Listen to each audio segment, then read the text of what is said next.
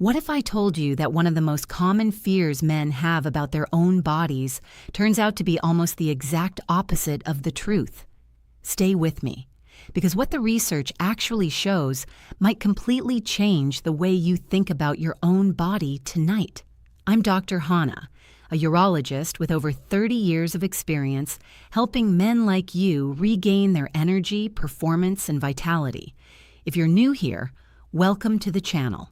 Before we go any further, if you're serious about protecting your prostate, staying strong, and living without fear, hit that subscribe button and turn on notifications. I share real information backed by real science for men just like you. And if this topic matters to you, type 1 in the comments and tell me where in the world you're watching from. If not, type 0, so I know how to help you better next time. Now let's get into it. Let me start with a question I have been asked quietly, nervously, and sometimes with a bit of embarrassment. More times than I can count over 3 decades of practice, men lean in during appointments, lower their voice even when the door is closed, and ask me some version of the same thing. Doctor, is it bad for me? Is it hurting my prostate? Am I doing damage to myself? I want you to know something right away. There is no shame in asking.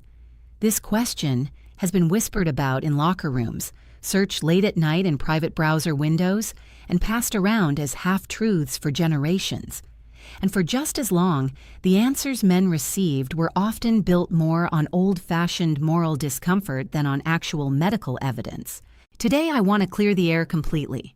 I am going to walk you through what the real, peer-reviewed science says about masturbation and prostate health, where the old fears came from, why they took hold so strongly, and what a genuinely landmark study found when researchers finally set out to test these fears directly. I promise you, some of what I am about to share will surprise you. So stick with me all the way to the end, because the full picture matters more than any single headline. Let's start with the basics, because understanding the prostate itself helps everything else make sense. The prostate is a small gland, roughly the size of a walnut, sitting just below the bladder and just in front of the rectum. Its primary job is producing a portion of the fluid that makes up semen, fluid that nourishes and helps transport sperm. It is a small gland, but it plays an outsized role in a man's urinary function, reproductive health, and overall sense of well-being, especially as the decades pass. Because the prostate is so closely tied to sexual function, it has also become a magnet for myths.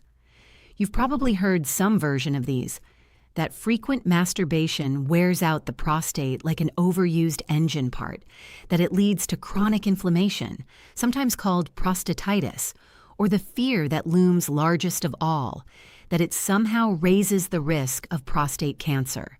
These fears did not come from nowhere. Prostate cancer is one of the most common cancers affecting men, so it makes sense that anything even loosely connected to the prostate gets wrapped in anxiety. For generations, warnings about masturbation were passed down through cultural, religious, and sometimes outright moral messaging, dressed up as medical advice, even when very little actual research had been done to support the claims. I remember early in my career, a patient, a man in his 60s, sat in my office and told me he had carried a quiet fear for nearly 40 years, that he had somehow damaged himself as a young man. He had never asked a single doctor about it, not once, because he assumed the answer would confirm his worst fear. When I finally walked him through what the research actually showed, he sat back in his chair and let out a breath he seemed to have been holding for decades. That moment stayed with me because it reminded me how much unnecessary worry gets carried silently for years, simply because nobody ever offered a clear, honest answer. But science does not stand still. Eventually, researchers decided to stop relying on assumptions passed down through generations and instead asked a much harder question. What does the actual data show? And to answer that, they needed a study large enough and long enough to mean something. That brings us to the study many people now consider a turning point in this conversation.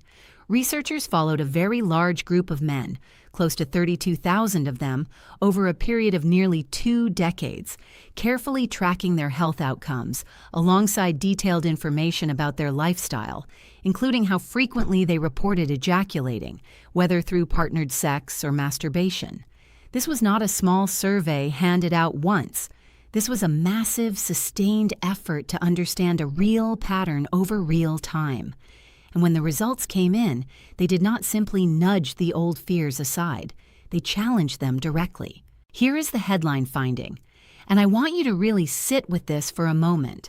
Men who reported a higher frequency of ejaculation showed a noticeably lower association with prostate cancer risk compared to men who reported much lower frequency.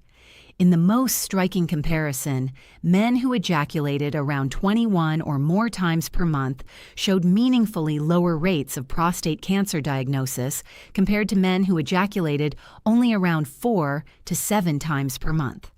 Let that sink in for a second. For years, so many men quietly worried that this natural, normal part of the human body was somehow working against them. And here was a massive, carefully conducted study suggesting the exact opposite pattern in the data. This was not a one-time fluke either.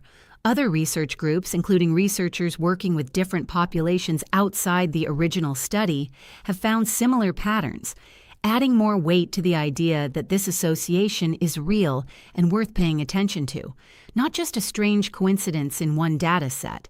So naturally, the next question becomes, why? What could possibly explain a pattern like this? Let's talk about the leading theories, because understanding the how makes the whole picture feel a lot less mysterious and a lot more grounded in biology you can actually picture. The leading theories 1. The stagnation theory. Think of the tiny ducts inside your prostate almost like small channels or pipes. The idea here is that regular ejaculation helps clear those channels, flushing out old cellular material, built-up secretions, and potentially irritating substances before they have a chance to sit, accumulate, and contribute to inflammation over time. In simple terms, regular flow may help keep the system from becoming stagnant. Picture a stream that runs freely versus a pond that never drains. The moving water tends to stay cleaner, and some researchers believe a similar principle may apply here at a much smaller cellular scale. 2. Cellular turnover. Every time cells divide throughout the body, there is a small chance of an error occurring, a mutation. And over enough time, accumulated errors can contribute to disease. The idea here is that regular ejaculation may support a healthier, more efficient turnover of cells within the prostate, encouraging older cells to be replaced more consistently.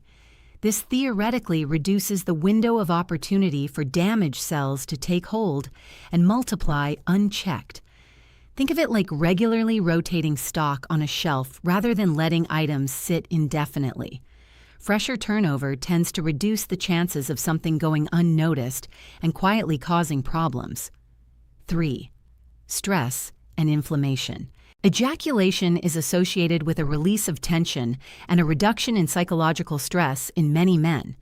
Chronic stress over months and years is linked to elevated inflammation throughout the body. And inflammation is a known contributor to many chronic health conditions, including certain cancer risks. So by supporting lower stress levels, this pattern may also be supporting a less inflamed, more balanced internal environment. Overall, it is a reminder that the mind and body are never as separate as we sometimes assume. And something as simple as regular stress relief can ripple outward into physical health in ways many men never expect. Put all 3 of these together: the flushing effect, the cellular turnover effect, and the stress reduction effect, and you start to see a coherent picture. Regular ejaculation, whether through partnered intimacy or through masturbation, appears to be part of a natural process that may support long-term prostate health rather than threaten it. Now, I know for a lot of you watching, the concern is not really about long-term cancer statistics. It is about what is happening right now. It is about waking up at 2 in the morning for the second or third time. It is about that frustrating sense that your bladder never quite finishes the job. It is about a stream that used to be strong and confident and now feels weak and hesitant. I want you to know that this conversation about ejaculation frequency and long-term prostate health is important, but it is only one piece of a much bigger picture.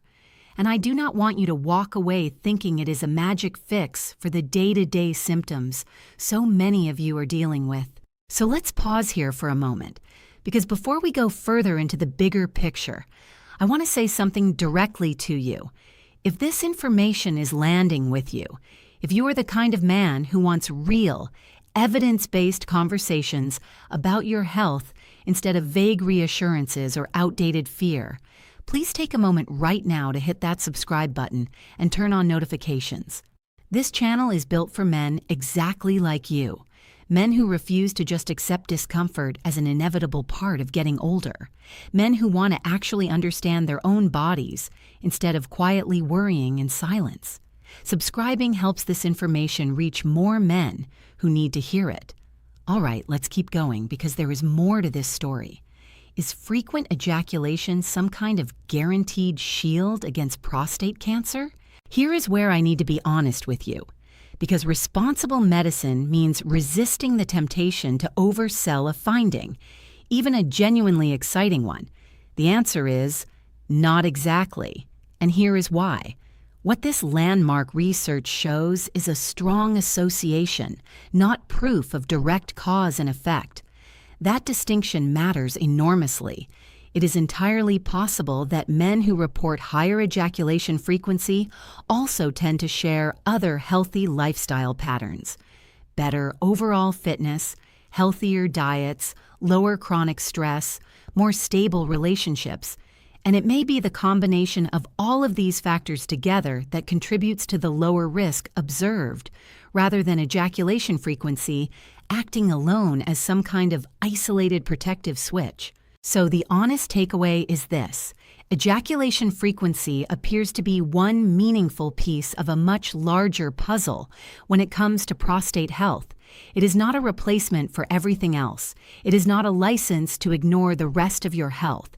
Think of it as one solid tool in a much larger toolbox, a toolbox that only works well when you are using more than one tool at a time, the toolbox approach. So let's talk about what belongs in that toolbox alongside it. 1. Diet matters enormously. Research consistently points toward diets rich in vegetables, fruits, and healthy fats as supportive of long-term prostate health. Foods containing lycopene, such as tomatoes, watermelon, and pink grapefruit, have shown particularly promising associations with prostate health in multiple studies. Green tea and foods rich in omega-3 fatty acids, like salmon and other fatty fish, are also frequently recommended additions to a prostate-supportive diet. Some of my patients have told me they simply add a handful of cherry tomatoes to their lunch each day. A small change that requires almost no effort, but adds up meaningfully over months and years. 2.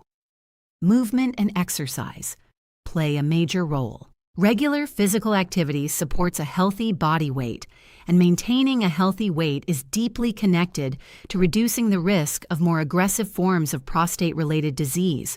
You do not need to become an athlete. Even a consistent 30 minutes of moderate movement most days of the week, walking, swimming, light cycling, can make a meaningful difference over time. I often tell my patients that consistency matters far more than intensity. A comfortable daily habit will always outperform an intense routine you cannot sustain. 3. Avoid smoking and be mindful of alcohol consumption. Both are linked to increased risk across a wide range of cancers, and both can place additional strain on your cardiovascular system, which in turn affects circulation throughout your entire body, including the pelvic region. Reducing even one drink a night or cutting back gradually on cigarettes can meaningfully lower strain on your circulatory system over time. 4. Stay proactive with regular checkups. Nothing we have discussed today, not diet, not exercise, not ejaculation frequency, replaces the importance of routine screening, especially for men over 50 or men with a family history of prostate cancer. A simple conversation with your doctor about PSA testing and a physical exam remains the single most effective way to catch potential problems early, when they are far easier to treat and manage successfully. I want to share one more story before we move into the recap, because I think it captures something important about how this fear shows up differently in different men. A patient of mine, a retired engineer in his early 70s, told me he had spent years quietly rationing himself, believing that less was somehow safer. That restraint was a kind of insurance policy for his health. When we talked through what the actual research showed, he laughed and said he wished someone had told him this 30 years earlier, because he realized he had been making decisions about his own body based on nothing more than inherited assumptions nobody had ever bothered to question. Stories like his are part of why I wanted to make this video in the first place. So many men are quietly navigating their own health using outdated rules that were never actually grounded in evidence. Let's recap. Let's take a moment to recap what we have covered so far, because I want this to stick with you long after this video ends. We started with a question that has quietly worried men for generations. Does masturbation harm the prostate? We looked at a massive, long-term study following tens of thousands of men and found that higher ejaculation frequency was associated with a meaningfully lower risk of prostate cancer, not a higher one. We explored 3 leading theories for why this pattern might exist: the flushing effect, healthier cellular turnover, and reduced stress and inflammation. And we talked honestly about the limits of this research, because correlation is not the same as proof. No single habit replaces a well-rounded approach to your health. We also talked about the toolbox approach, the idea that diet, movement, avoiding smoking, moderating alcohol, and staying current with checkups all work together alongside this pattern, rather than any single piece carrying the full weight on its own. And we touched on something less scientific, but just as important: the emotional and psychological cost of carrying unnecessary shame about something completely natural, and how letting go of that shame may itself support better health outcomes over time. Now, I promised you at the beginning that this conversation would surprise you, and I want to circle back to something important before we close, because there is a deeper layer to this that many people overlook entirely. For years, so much of the messaging men received about their own bodies was rooted in shame rather than science. Think about that for a moment.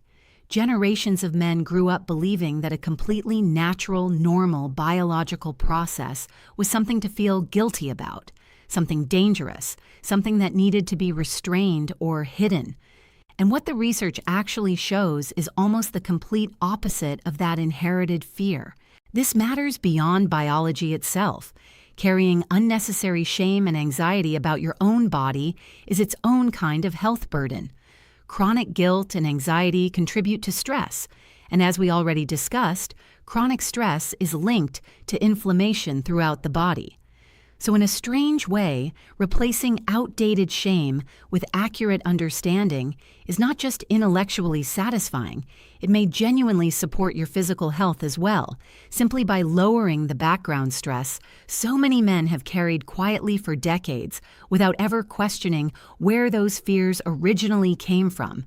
I think about the number of men I have sat across from in my office over 30 years who carried this exact worry silently, sometimes for their entire adult lives, never once asking a doctor directly because they felt too embarrassed.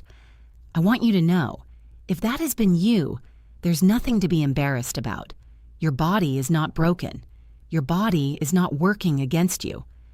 Understanding how it actually functions is one of the most empowering things you can do for your long-term health and peace of mind. I also want to gently remind you that health information changes over time as new research emerges, and what we understand today may be refined further in years to come. That is not a weakness of science.